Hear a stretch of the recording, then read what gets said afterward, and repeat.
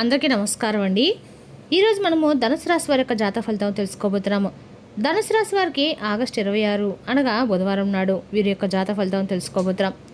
అయితే ధనుసు రాశి వారు ఎవరైతే ఇప్పుడే కొత్తగా మన ఛానల్ చూస్తున్నారో దయచేసి ఛానల్ సబ్స్క్రైబ్ చేసుకొని వీడియోకి లైక్ చేసి సపోర్ట్ చేయడం మాత్రం మర్చిపోకండి. మరి వీడియోని ఎక్కడ కూడా స్కిప్ చేయకుండా చివరి వరకు చూసినట్లయితేనే మీకైతే పూర్తిగా అర్థమవుతుంది. రేపటి రోజున మీ యొక్క రాశి ఫలితాల ప్రకారం మీకు ఏ విధంగా ఉండబోతుందో తప్పకుండా తెలుసుకుందాము. మరి అంతకన్నా ముందుగా ప్రతి ఒక్కరికి కూడా ఏదో సమస్య ఉంటుందండి. సమస్యలు అంటే ఉండరు కదా.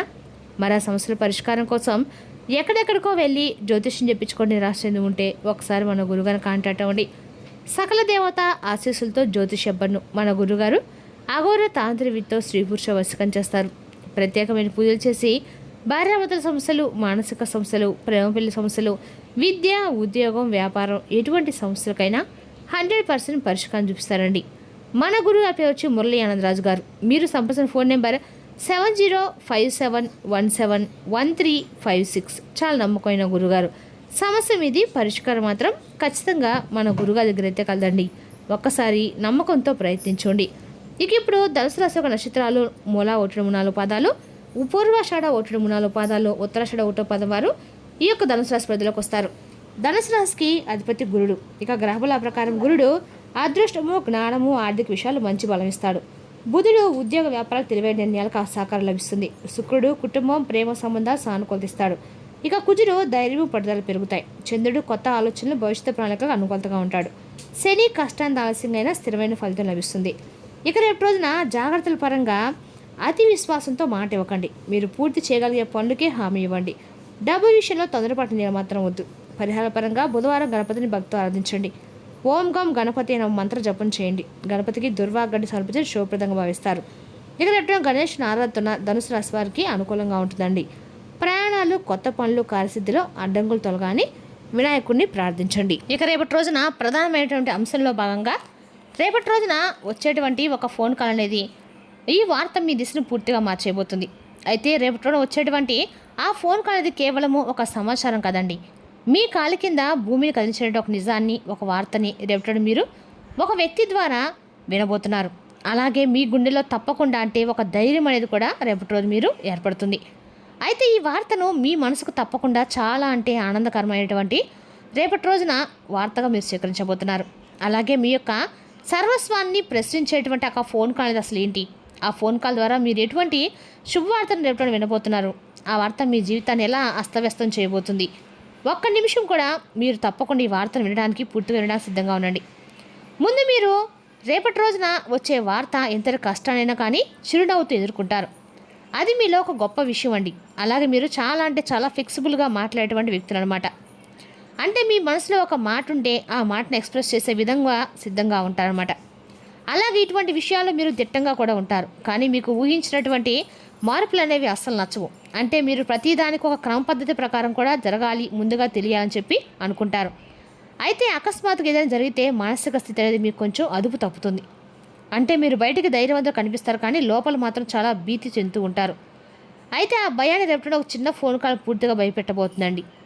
మిమ్మల్ని ఆ భయం అనేది కూడా మీకు విపరీతంగా మిమ్మల్ని భయపెట్టడానికో, లేదంటే మిమ్మల్ని ఇంకేదైనా సరే బెదిరించడానికో కాదు, మీ మనసుకు తెలియనటువంటి ఆశ్చర్యాన్ని, ఆనందాన్ని ఇవ్వబోతుంది.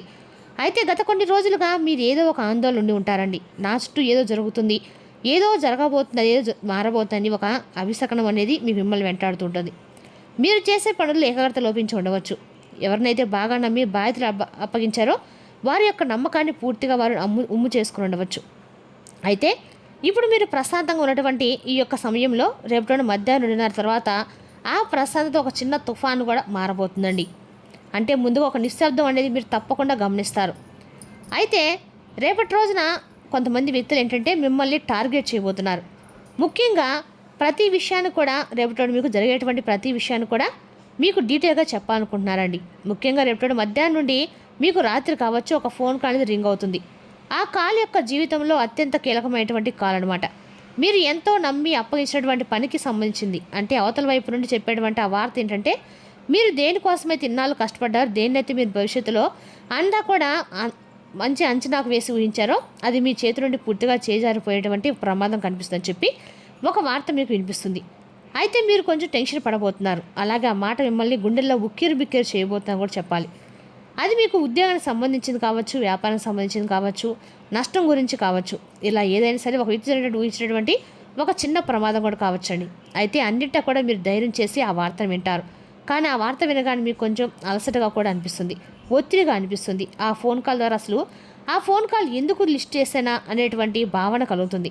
ఏటి వ్యక్తులకి మీ యొక్క ముఖం చూసేటువంటి ధైర్యం కూడా మీకు ఉండదు.